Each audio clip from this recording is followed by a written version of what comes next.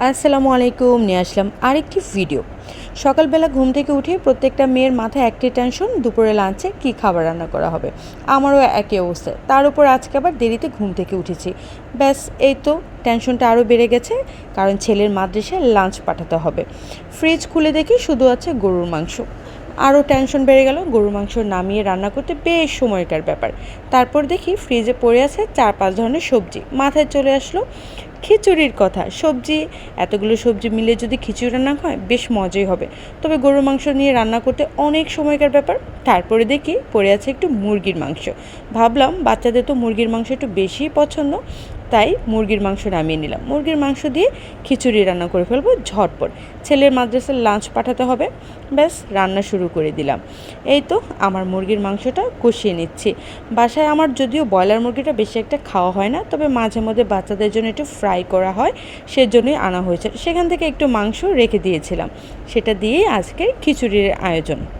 আজকে রান্না করব ল্যাটকা খিচুড়ি। আমার আঞ্চলিক ভাষায় এটাকে আমরা ল্যাটকা খিচুড়ি বলি। কে কী বলেন অবশ্যই কমেন্ট বক্সে জানাবেন।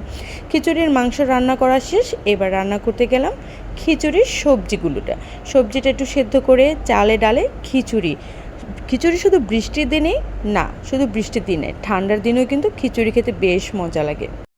আমার আবার এরকম ল্যাটকা খিচুড়ি ভীষণ পছন্দ মাংস দিয়ে। তবে গরুর মাংস হলে একটু বেশিই জমে যেত। কী আর করার, যেহেতু খুব ঝটপট। যদিও বা আমরা দুপুরে খেয়েছিলাম বিরিয়ানি। হ্যাঁ, আমার ননাস পাঠিয়েছে বিরিয়ানি। ঝটপট বিরিয়ানি খেয়ে আবার রান্না করতে বসে গেলাম। আর ছেলের লাঞ্চের জন্য পাঠিয়ে দিলাম বিরিয়ানি। এই খিচুড়ি রান্না করতে করতে আমার বেজে গেছে বিকাল 4:30। ওই যে দেরিতে ঘুম থেকে উঠেছি, কি করব ভেবে পাইনি, তাই ঝটপট যা পেরেছি তাই করেছি।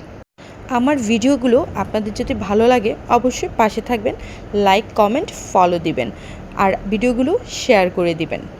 আপনাদের জন্য আরও সুন্দর সুন্দর ভিডিও নিয়ে আসবো সামনে ইনশাল্লাহ।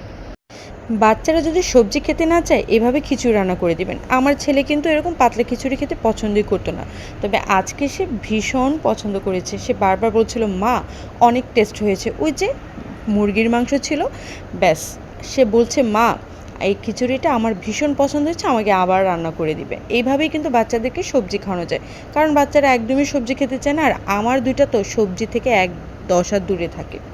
এই তো চাল ডাল মাংস সবজি সব কিছু একসাথে মিক্সড করে ফেললাম। খুব দ্রুতই রান্না হয়ে গেল। খুব সুন্দর, তাই না? তবে খিচুড়িটা খেতে কিন্তু ভীষণ মজা হয়েছিল। একা খাইনি, সবাইকে দিয়ে খেয়েছি। সবাই বেশ প্রশংসা করেছে। সত্যিই খিচুড়িটা খুব মজার ছিল। যদিও আরও অনেক সবজি দিলে বেশ ভালো লাগতো। আমি আবার অনেক বেশি সবজি খুব পছন্দ করি। এই যে খিচুড়ি রান্নার মাঝপথে খুব সুন্দর, তাই না? খিচুড়িতে কিন্তু টমেটো দিলে বেশ মজা লাগে। এই তো হয়ে গেল আমার খিচুড়ি রান্না, একদমই শেষ পথে খিচুড়ি রান্না। খুব সুন্দর হয়েছে, একদম পারফেক্ট খিচুড়ি হয়েছে। আমি কিন্তু আজকে ভাতের চালের খিচুড়ি রান্না করেছিলাম।